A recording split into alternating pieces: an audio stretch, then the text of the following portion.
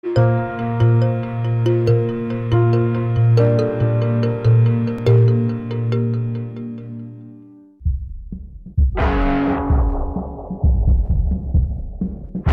computer hacker group Anonymous is claiming tonight that it took down the website of the Federal Appeals Court in San Francisco this afternoon. They took down Senate.gov servers. They've taken down HB Gary. Sony's claiming they did $150 million worth of damage. So many confidential files that tonight, because of these hackers, can be in the hands of anyone. Visa, MasterCard, the PayPal situation. The criminals who hacked into Sarah Palin's private email. The Church of Scientology says Anonymous is a cyber terrorist group of religious bigots. Anonymous and this other group called Lulz Sec. They seem to be wanting to prove a point. Anonymous kind of was like the big, strong, buff kid who had low self-esteem. And then all of a sudden punched somebody in the face and was like, holy shit, I'm really strong. And Anonymous calls itself the final boss of the internet. And sometimes it proves to be really fucking true. You are going to violate the freedoms of the internet, you certainly better watch the fuck out. They are kind of the rude boys of activism. There's a real rough edge to them, which I think also is one reason why they garner so much love and hate from people too. They represent a certain sort of chaotic freedom. Individual, young, nameless, faceless folks are having geopolitical impact. I mean, it's both exhilarating to realize that and terrifying to realize that. It kind of depends on how that power is wielded. We are legion. Please do not forget. Expect us.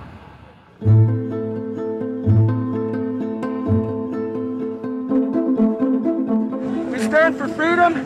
We stand for freedom of speech, the power of the people, the ability for them to protest against the government, to right wrongs. No censorship, especially online, but also in real life.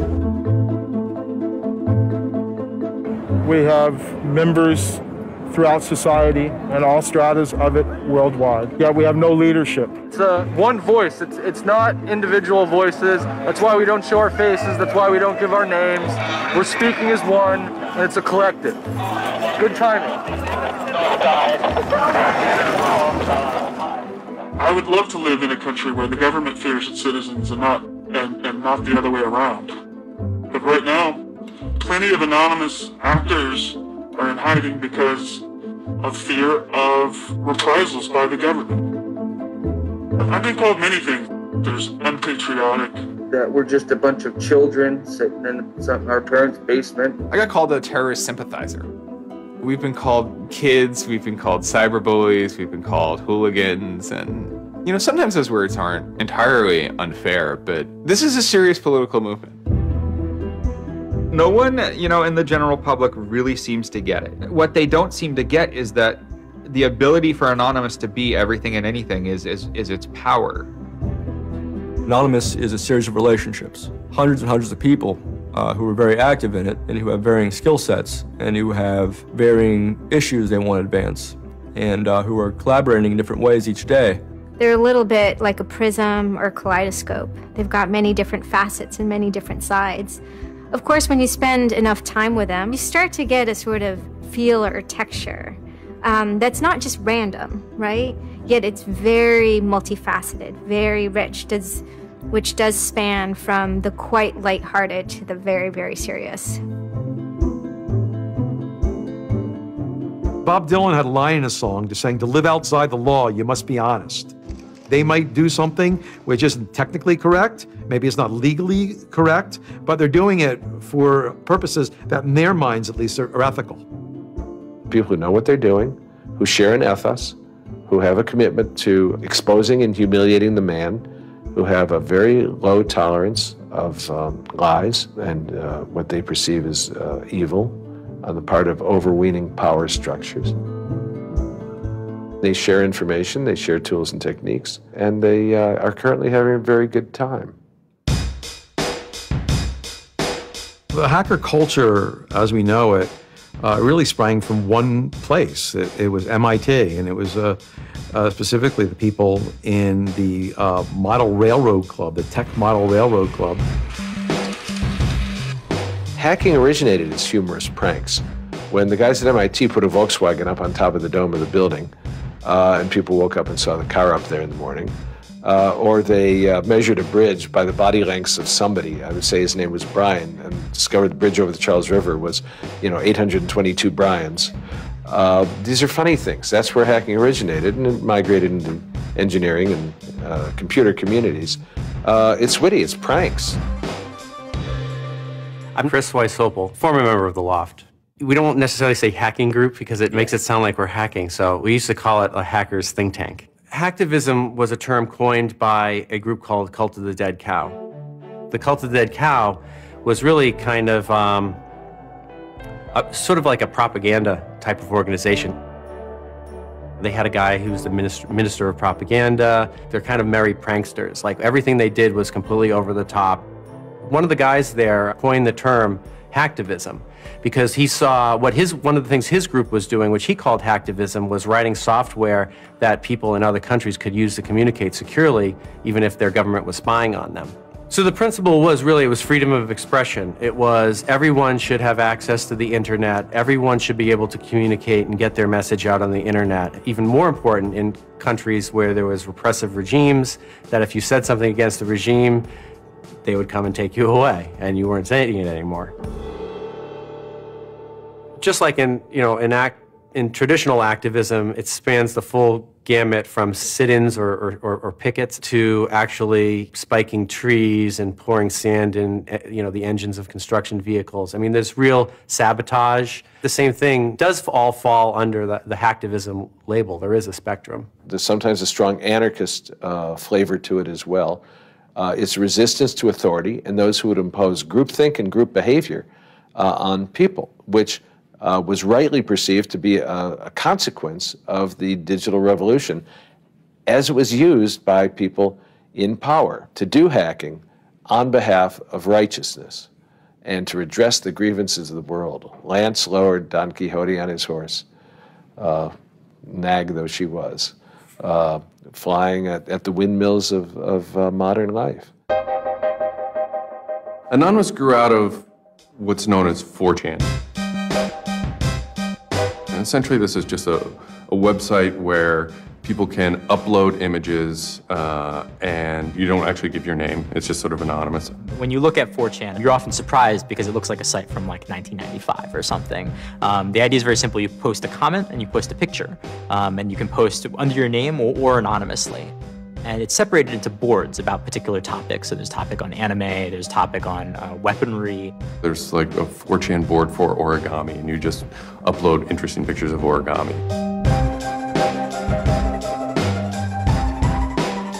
And then there was a group called the B board, which essentially was for like anything goes. The first time anybody goes on B, it's kind of an instant revulsion.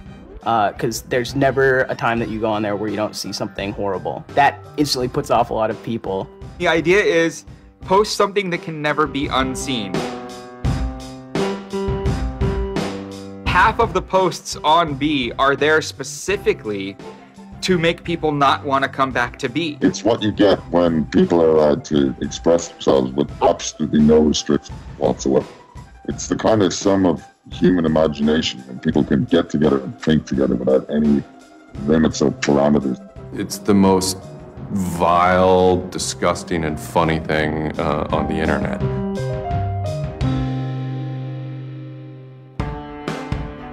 One of the important things about 4chan is to have a thread that really explodes and lasts for a long time. If it doesn't, then it disappears. It's a site that's not archived.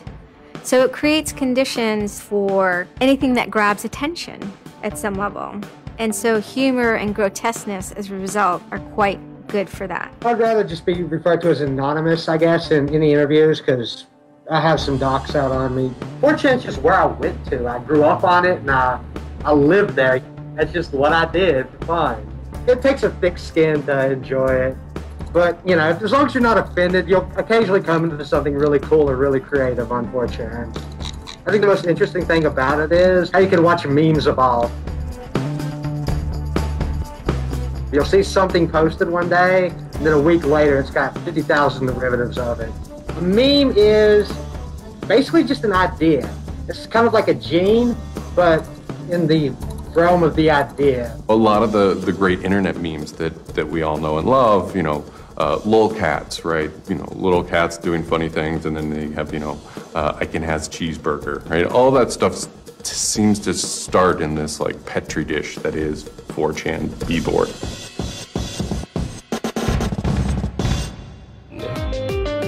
Say it publicly and your insane chocolate rain. Name any meme from the last about 6 years, and I'll bet you either in its first posting ever was on 4chan, or at least one of its earliest revisions that became what it was on 4chan. I can see the food situation is so we'll be on our way. It's basically the best breeding ground for internet culture, as far as I'm concerned. With your neighborhood insurance rates, chocolate rain. 4chan is also very known for acts of trolling. Trolling is a fucking art. Trolling is getting the person you're talking to get as pissed off as they possibly can, and for no reason except for your own enjoyment. Maybe you're trying to illustrate a point, but it's mostly for your own enjoyment. For them, it's funny that like people think the internet is serious business, and if people think the internet is serious business, it's a troll's job to make their life terrible. The idea of anonymous came initially as a joke. I mean, somebody suggested that, what if the whole site, what if 4chan, what if B was just one person? And what if that's just one guy called Anonymous sitting somewhere, and you're just reading all these posts by one guy? And it kind of looks like that from the outsider's perspective. I mean, there's no way to tell the difference. It might as well be one guy. Fox News did a very famous segment about it. They call themselves anonymous. They are hackers on steroids, treating the web like a real-life video game, sacking websites, invading MySpace accounts, disrupting innocent people's lives. And if you fight back, watch out. Destroy. Die. Attack. Threats from a gang of computer hackers calling themselves Anonymous. I've had 7 different passwords and they've got them all so far. Anonymous hacked his site and plastered it with gay sex pictures. His girlfriend left him. She thought that I was cheating on her with guys. As long as I can think back, Anonymous have done some pretty off-color things in the name of getting cheap laughs, you know. But, I mean, that's part of the culture. They get what they call LOLs. LOLs is a corruption of LOL, which stands for laugh out loud. Anonymous gets big LOLs from pulling random pranks. For example, messing with online children's games like Habbo Hotel. Habbo Hotel was this online community where you had an avatar and you walked around and talked to other people. It was kind of like an early version of, you know, World of Warcraft or Second Life or any of those virtual worlds. What the people on B did was invade Habbo Hotel, created, you know, thousands of avatars. They all had this one uniform of a black guy with a big afro wearing a black suit. And so there would be thousands of these people, black guys, black suit, you know, huge afro, walking around this world, and they would do things like form a swastika out of themselves. And I think that was a real landmark because it was when they were able to see that, you know, they can use their numbers to do something really interesting and really disruptive. So we blocked the entrance to their pool, and that just pissed them off so fucking much. It was fucking beautiful. That was fucking just wonderful. Wonderful times. Those kids love that pool. They love the shit out of their pool. The goal was actually to offend everyone, simply because the idea that we could offend you by drawing a little shape on the screen was stupid to the people involved in it. They were like, really? You're going to get that mad over us just drawing this on the screen? Wow, well, you need to refocus a little on life because this should not be upsetting you that much.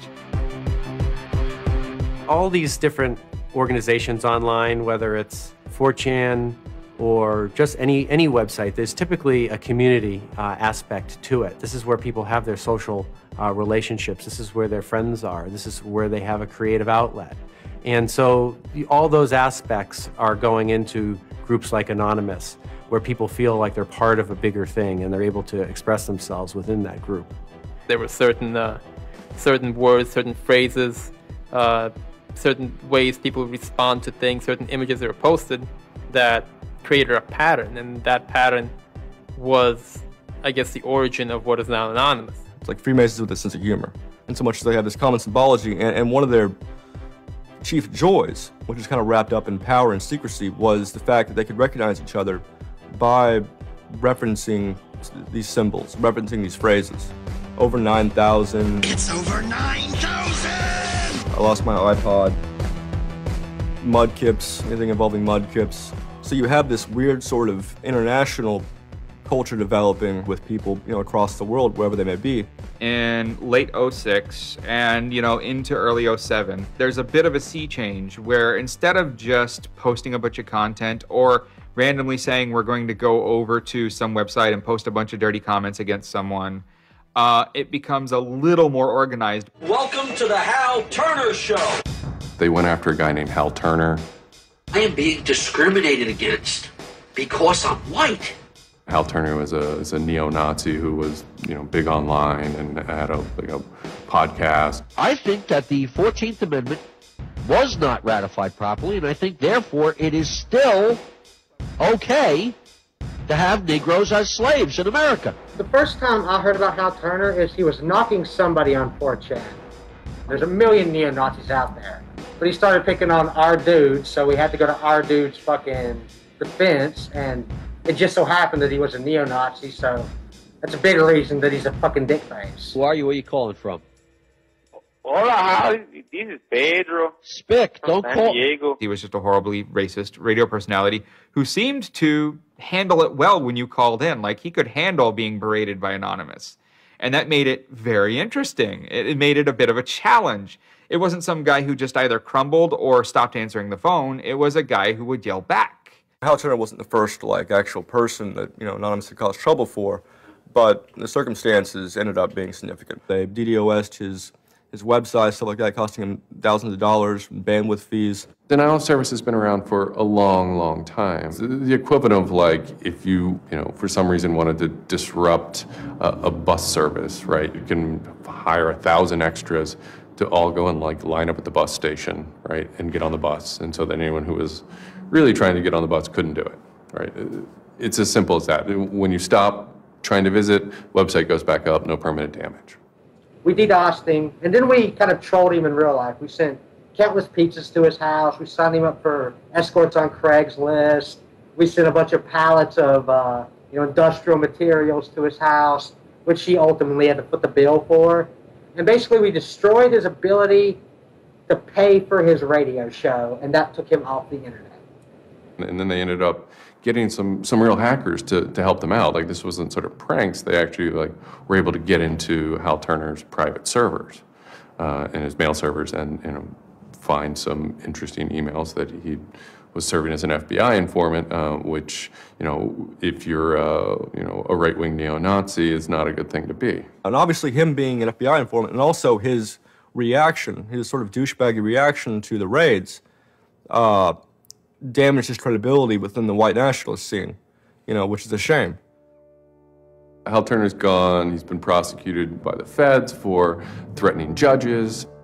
What follows is a period of confusion and anger in which, the original Anonymous people, the sort who want to keep Anonymous as this nihilist little, ridiculous group, are upset that now, that the most terrible thing on the internet is now becoming a force for good all of a sudden. I'm Mike Vitale, and my handle is Seth Dude. Now, this is January 2008. Anonymous is strong now. We're not a little dinky fucking group anymore. This is millions of people worldwide, and we're watching. And then Scientology stepped in with a big target on its chest. A video came out of Tom Cruise. It was supposed to be an internal Scientology video, talking about secrets of Scientology. Being a Scientologist, when you drive past an accident, it's not like anyone else. As you drive past, you know you have to do something about it because you know you're the only one that can really help. It talks about you're the only one who can stop, bad things from happening. And so this is kind of widely mocked online. It circulated like wildfire. Instantly, the Scientologists post a DMCA, Digital Millennium Copyright Act. And this is a way that if you own content, you can go to video sites, upload sites, and have your content pulled when someone uploads it illegally. So Scientology's always at odds with the internet, always trying to legally bully people out of fucking them over on the internet. They always did that. And then here they are trying it again, but you know what? Anonymous saw that and they said, oh, you guys just fucked around badly. Like, you're trying to censor our internet. Like, are you trying to take a joke away from Anonymous? Like, you don't do that. A few Anons, a few people on 4chan posted, hey, we should grab that video and post it on a few other sites. What followed was this is a term called the Barbra Streisand effect. And this video, as they're attempting to suppress it, went everywhere. Like, everywhere you look on the internet, you were gonna stumble upon this video. Actually, Gawker, the site that I worked for, was, I think, the first one to put it on the website, and we got in a huge legal battle with Scientology, who wanted us to take it down.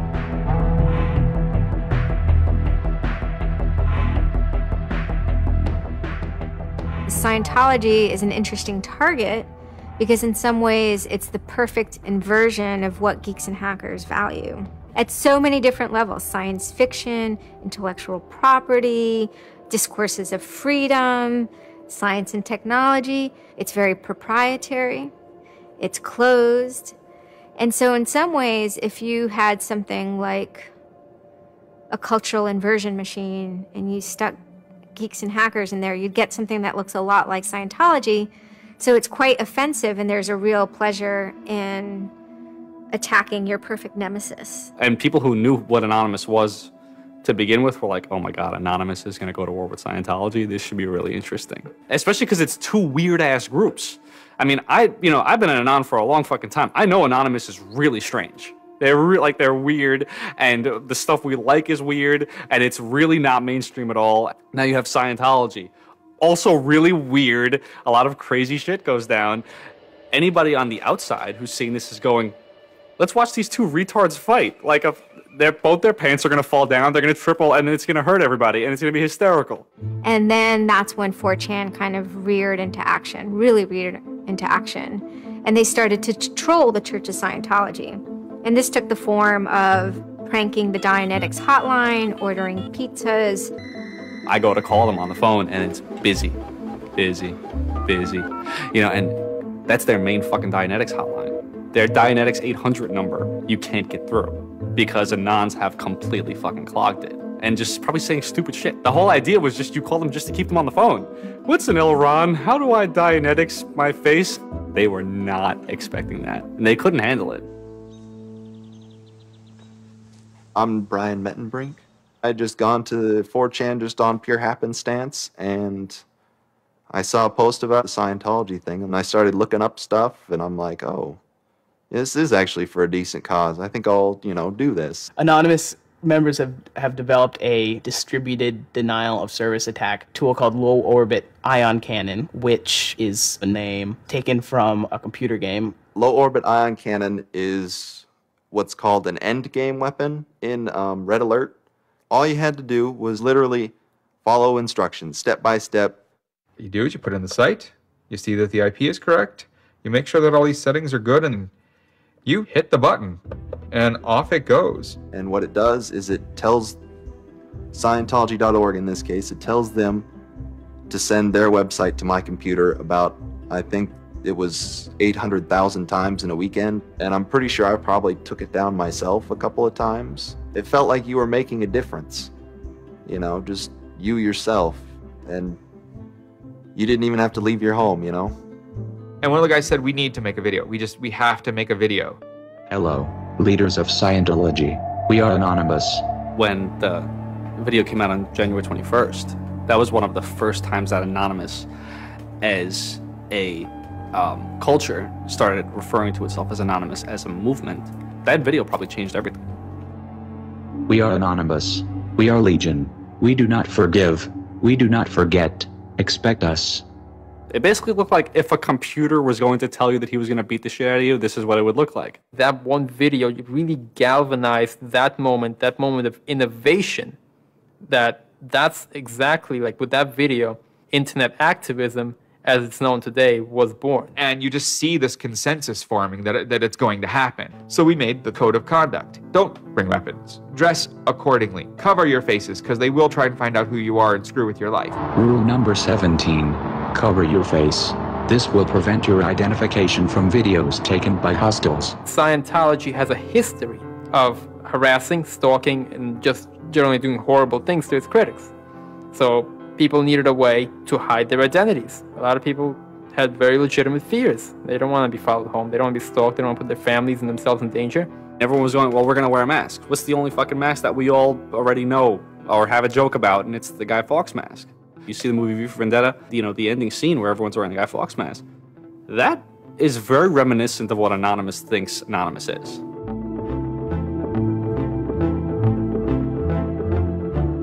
We wanted to represent anonymity in some way when it moved into real life. I think that the Guy Fawkes mask was one of the most natural things to happen. It is the idea that none of us are as cruel as all of us. You have this massive crowd of people who are anonymous that is going to fight against a bigger thing and win. Even after watching the video, it's like, yeah, this is great, but who's actually gonna do it? Who's gonna step up? Are people actually gonna get out of their house? And I guess we were really affected by the stereotype of that whole community, there being internet nerds, that too afraid to leave their mom's basements. No one thought that they were gonna come out. This is me on the way there. I haven't slept. I'm very fucking tired. And I remember going to the park that day, and it's really fucking early in the morning, which I thought was a bad idea. And I'm smoking a cigarette, and I'm looking around like, where the fuck is everybody? There's nobody here. So here I am, sitting in Bryant Park, waiting for the other announce to show up. I remember thinking like, oh fuck, like, am I gonna be the only one in the park? Am I gonna walk to Scientology with fucking 6 or 7 people? Which totally defeats the entire purpose of this, because now they could single me out, you know? Then I get up and I start walking around, and I see there's a lot of green balloons over there for some reason. On the other side of the park, there was like fucking 200 people. There was Guy Fawkes masks everywhere, and I'm like, holy shit, this is huge. There's a fucking lot of us. That's pretty good. I had no idea how many Anons there were until we started moving. And it just fucking got bigger. I remember walking through Times Square, and everybody in Times Square was an Anon. Like, and you know, this is like a fucking 1,000 person per like fucking minute foot traffic area. And everywhere I'm looking, I'm seeing fucking Anon symbols. It was fucking wild. It was really wild.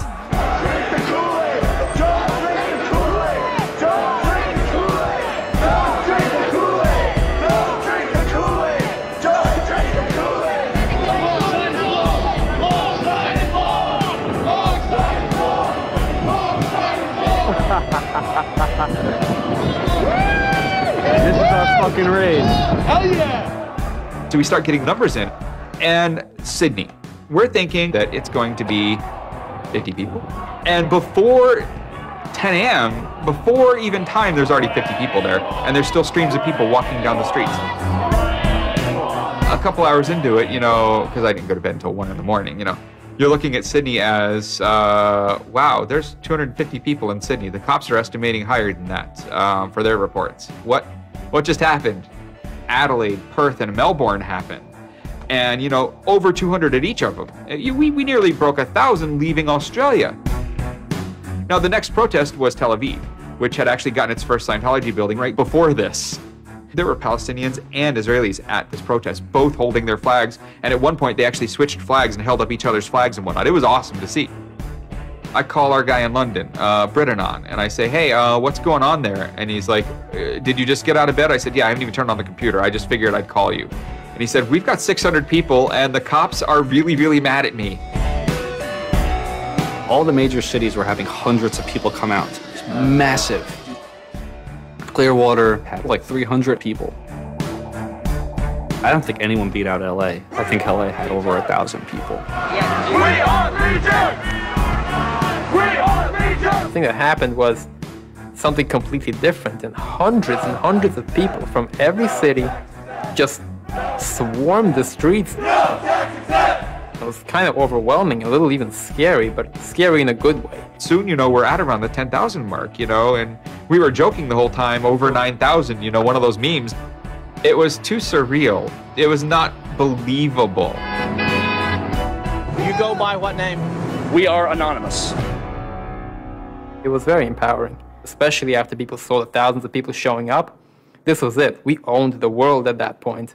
We all met each other. The idea of an Anon is you're fucking alone until you get to 4chan, you know, and then these people all think like you, you know. And all of a sudden, you're not alone. You are with fucking 500 others, you know. They all know the same jokes as you. They all clearly have similar interests as you. Here's your culture. You meet your own people finally. It's perhaps a little surprising. It's not just preteens or teenagers. There's a far more even mix of males and females than you would imagine otherwise. And you know, there were a lot of you know, these so-called, you know, guys who weren't socially good. They were very awkward. They still lived at home at 23, half of them virgins. And I'll tell you, the amount of those people who got laid from these protests happening is in the thousands that would not have for years probably.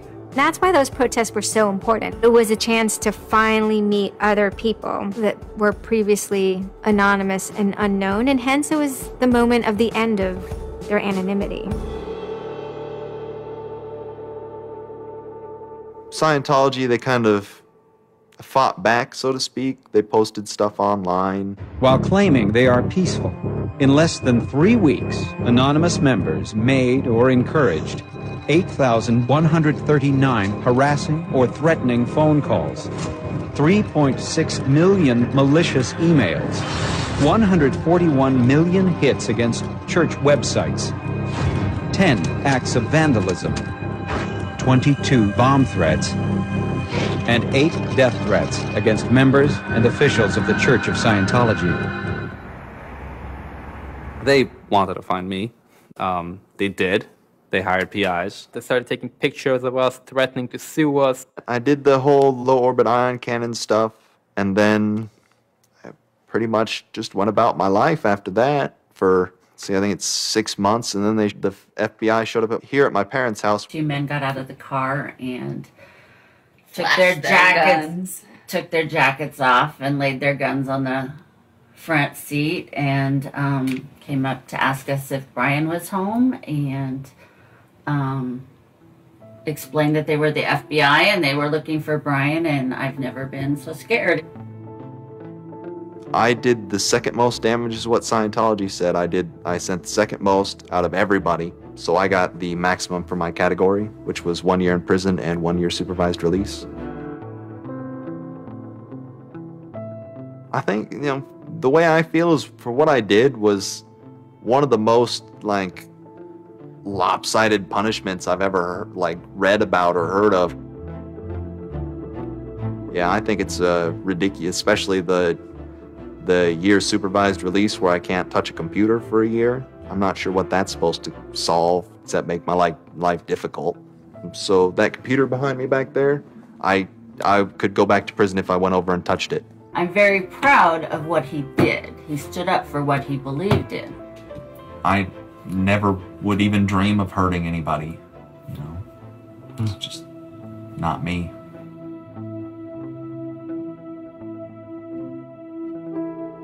Prior to Anonymous, critics of the church still had to be very, very careful because of the aggressive lawsuits that were launched against academics, journalists, and other critics. I would say that era is over. And Anonymous, more than any other sort of intervention, is probably responsible for that change. This actually caused a decent rift in Anonymous. There was one big group, significant group of people who would say, this Chanology stuff, it's cancer, it's awful, it's bad, it's just bringing attention to us that we don't want. One Anon said it well once. There is no leader. Their ops have momentary leaders, de facto leaders. Almost through meritocracy, there's more respected or more persistent participants. Some people participate in a single operation and are never heard from again. It might even be a housewife who just, agrees with that political statement or that protest. I like to describe this with the picture of a bird swarm. Everybody's flying very, very quiet. Suddenly, one bird flies into the other direction and the mass fly into the same direction, following that person. It's totally okay to say, I'm sorry, I don't take part. When Chronology was running full force, it was like a kid stretching for the first time and actually seeing the real power. If you had asked me all throughout 2008 and most of 2009, is the politics of Anonymous always going to be sutured and hinged to the Church of Scientology? I would have said yes. And it became unsutured, unhinged, when a different political wing was born in 2010.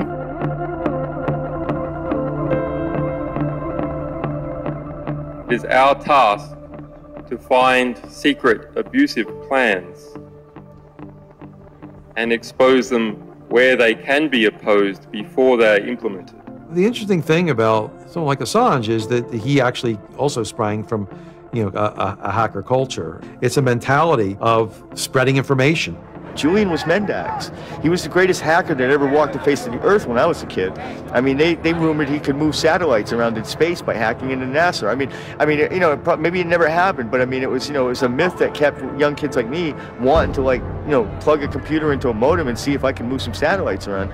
WikiLeaks is an instantiation of the hacker ethos. Truth wants to be free, and we want to liberate it.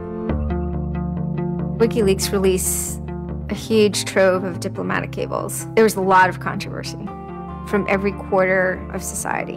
The WikiLeaks website released nearly 400,000 secret U.S. files on the Iraq War late today. It was the largest leak of classified U.S. files in history. There was one particular moment that really sparked the fire, and this was when PayPal, MasterCard, and Amazon pulled services for WikiLeaks. So all of a sudden, there's no way to actually process donations to WikiLeaks. And then people went and found neo-Nazi groups.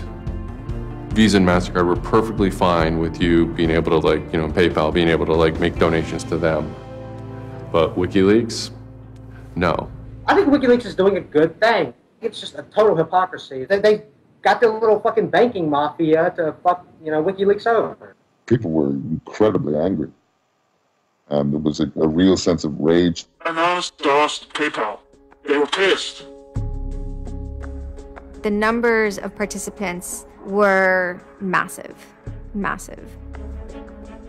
And they managed over the course of a couple of days to disable the websites of MasterCard and PayPal. It was beautiful. Because what you had is people finally stood up for something.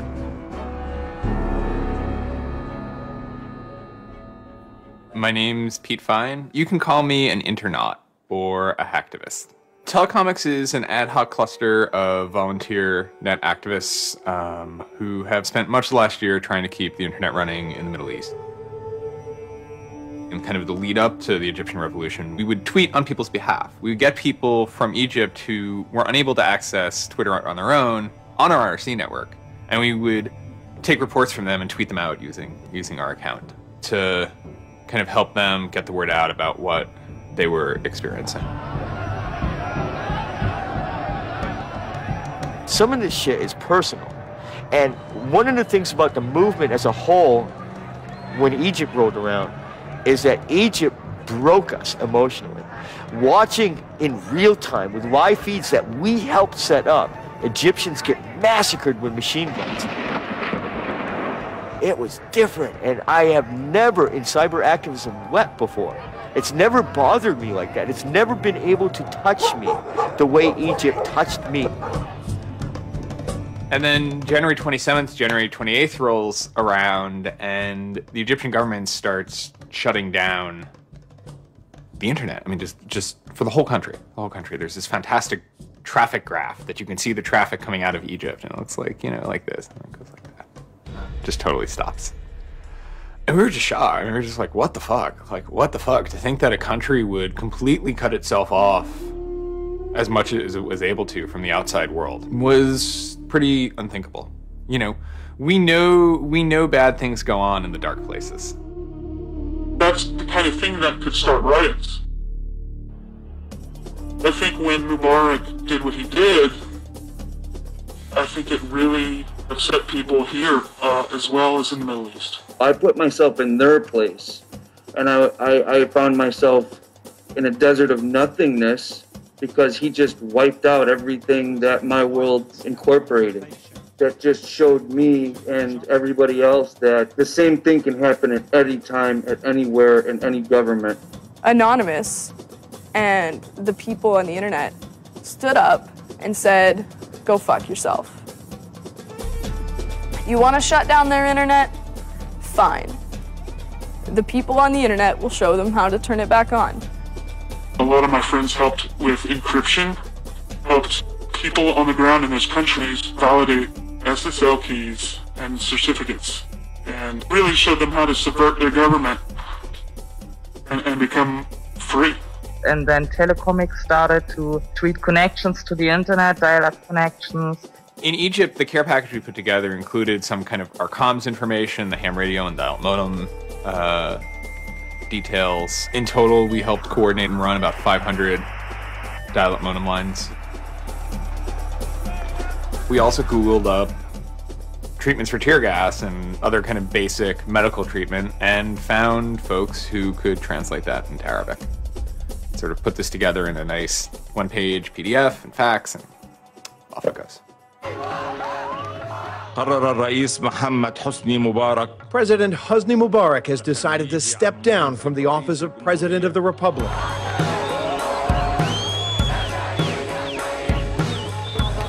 When Mubarak left, it was a hell yeah moment.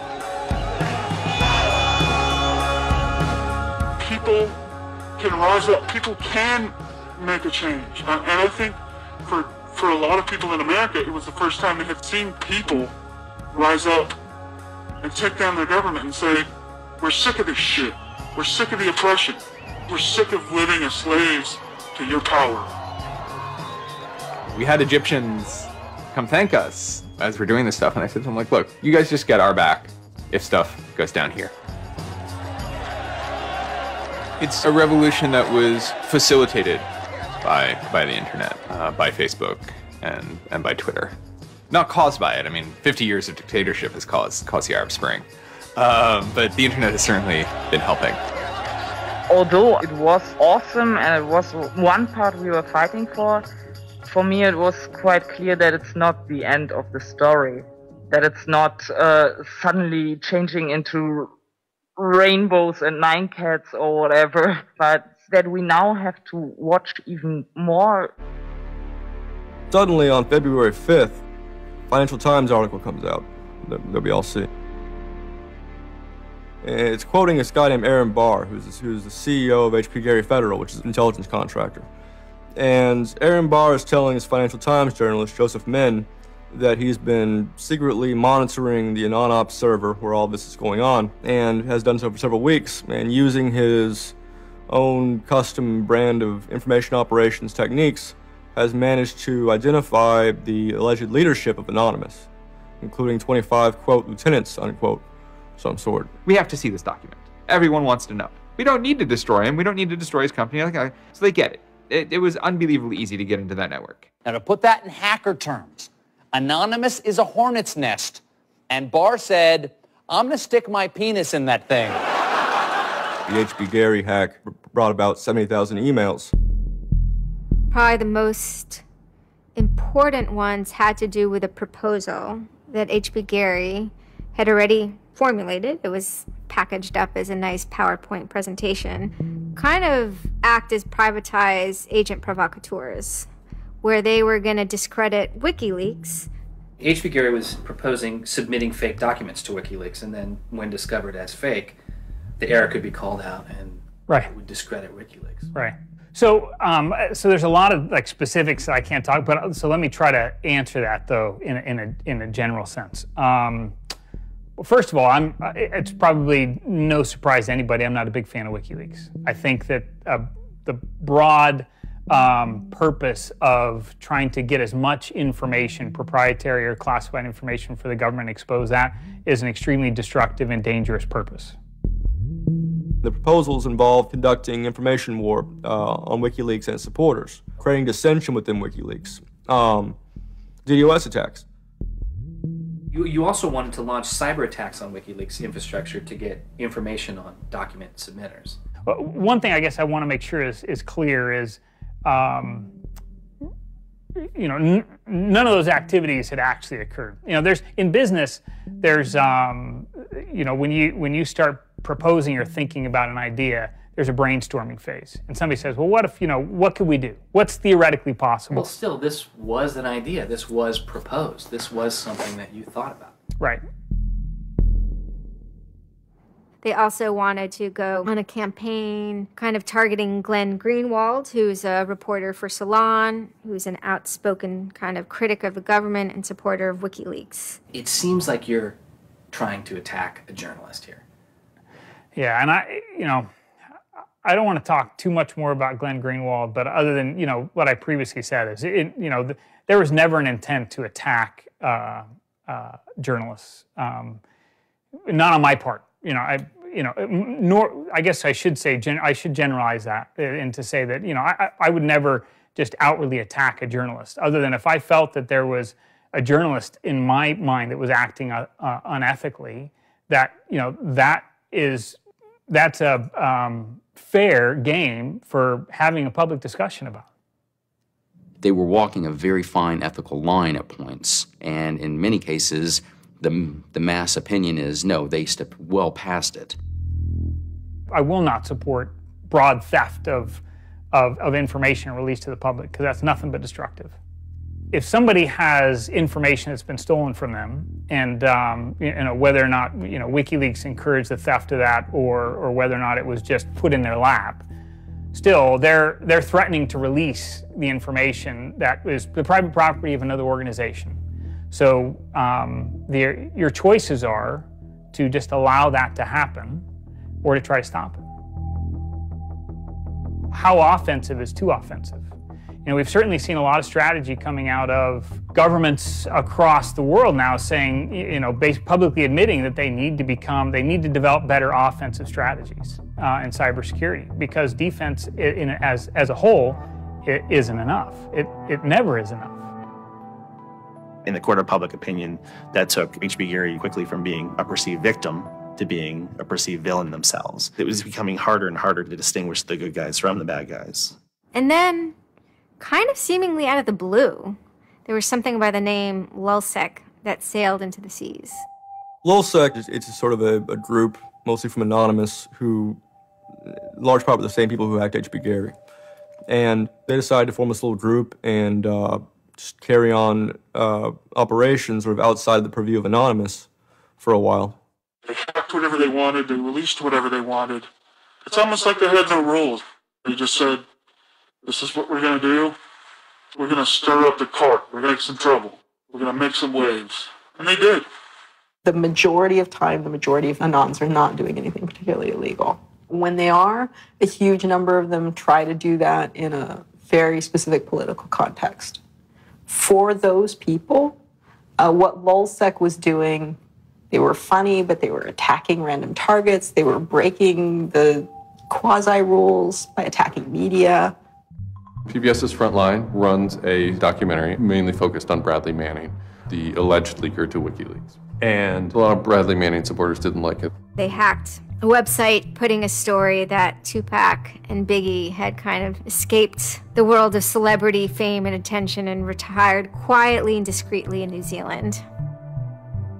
Lulzsec, when they attacked PBS, you know, that gave me the creeps, you know. As a journalist, I'm not too thrilled with the idea of someone judging that we don't like you to write that. We don't like your reporting, so we're going to shut down your website. I'm uncomfortable with that. It could be me, and I could be writing something about a group that they didn't like, and I'm happy to sit and talk with them about it, but don't shut my website down. This is obviously about freedom of speech, so attacking the press would be would sort of be a bit of a contradiction. So people always said, well, we shouldn't do that. And obviously LulzSec had a completely different agenda, so they had no problem doing it. Hacktivism started to become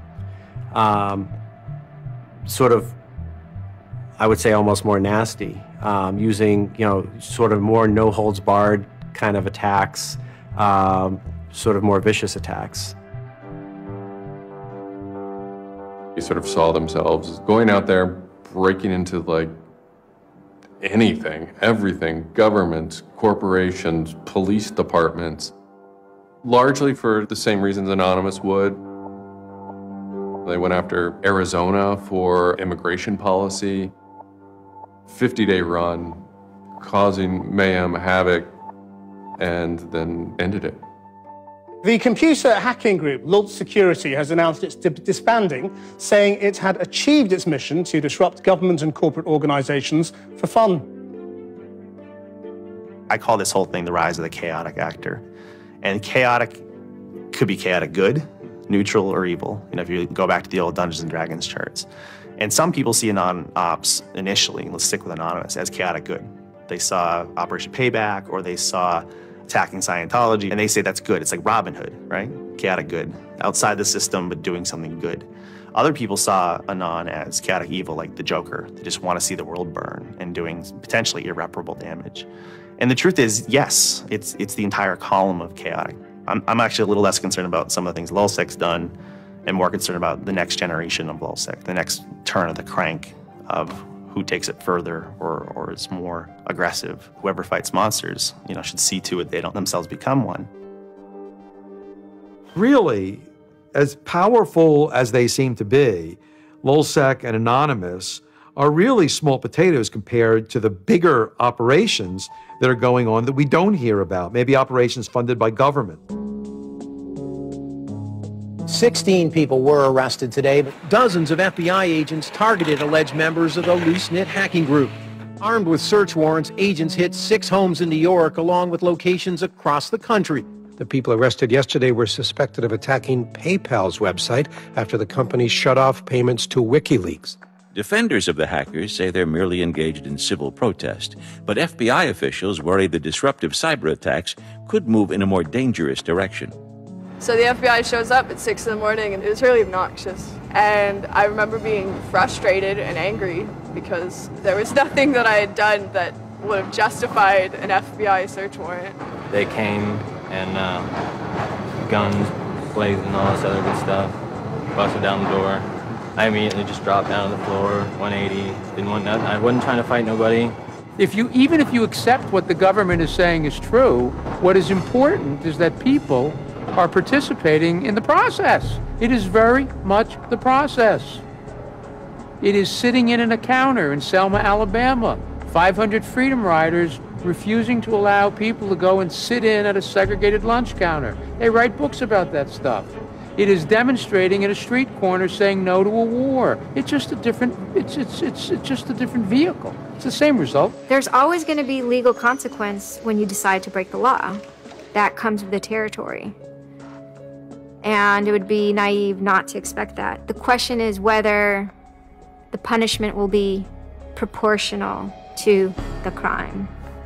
And I suspect it might not be. People will be watching very closely to see how these cases proceed, on what grounds, and whether there's any room during the trials to think, especially of the denial of service attacks, as a legitimate form of protest. So much of our lives are now configured, at least in part, on the internet. So we better start thinking about how we claim parts of the internet as spaces that we can also protest in. There is a certain online culture that believes in certain values, like freedom of expression. They're against corruption. They're against governments controlling their citizens. And when they see those values harmed in some way by some organization, the hacktivists strike back. I don't think this whole issue is a technical hacking thing. This is more about human philosophy and psychology. What's motivating us? Why is there so much unrest or disenfranchisement or anger that would lead people to want to take matters in their own hands and join these? Whether you think it's bad or not is irrelevant. It's not going away. The part of me that likes the ability to have rapid destabilization and change loves this. The part that knows how powerful it is means it's a force multiplier for good or for evil. And how that power is wielded and how we want to self-regulate is going to be the most deciding factor in if this is a menace or a benefit. I certainly don't think most of the conversations in law enforcement or the government are informed enough to know how to deal with this. I suppose the question you really want to ask is, would I do it again? And honestly, after thinking about it, I felt that I did what was right. I had a belief, I still do, that what I did was the right thing, and hopefully someone got some good out of it. You know, I'd love to think that maybe I stopped someone from joining a cult. You know, probably wouldn't tell on myself next time, but you know, I don't think I would have changed a single thing other than the whole talking to the FBI thing. Just that little Yeah, just the little detail that kind of changed everything. Yeah. I'm angry. Occasionally I have small breakdown moments of terror, but I haven't stopped believing what I believed. I haven't stopped wanting to fight. I haven't stopped caring. Show me what democracy looks like! Show me what democracy looks like! There's a lot of people in Anonymous who feel very deeply and very sincerely about their contribution towards democracy around the world. And I think that's one of the main things that I'm most proud of about Anonymous. There are things that I'm not proud of about Anonymous, but we stand against censorship and we stand against oppressive governments, even our own. It's a very noble thing. And history teaches us that change simply doesn't come with flowers. It doesn't work. No? If they say I'm a criminal, damn, well, then I will be one. I don't care if you're a Democrat or a Republican or an independent or if you like Ron Paul or if you worship pigeons or Scientology or if you're Catholic or atheist or Methodist. I don't care about that. Your opinion matters. I don't care if I disagree with it. I don't care if I hate your guts. Your opinion matters.